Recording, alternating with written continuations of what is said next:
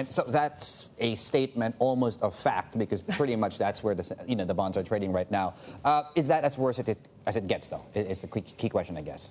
Yeah, so I think the base case is that we see some kind of restructuring, some kind of default. Obviously, we've got a really hefty downgrade by the credit rating firms. The kind of nightmare scenario that analysts are referring to is really a liquidation scenario, and that kind of circumstance, bondholders would see very, very little, if anything, and of course, equity investors would likely see nothing. There's no precedent to this. Yes. So in a way, how do you think that China can actually avoid something that's more disorderly than what, could be that nightmare scenario?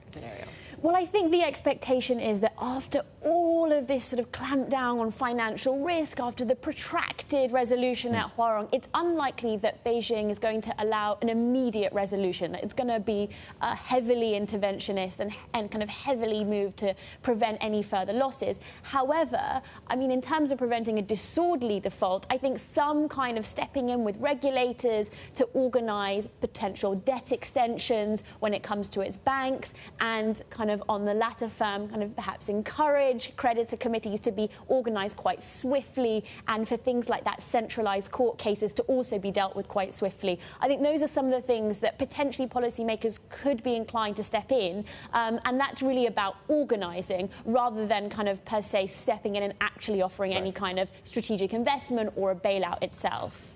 Anything specifically this week that you're watching on this?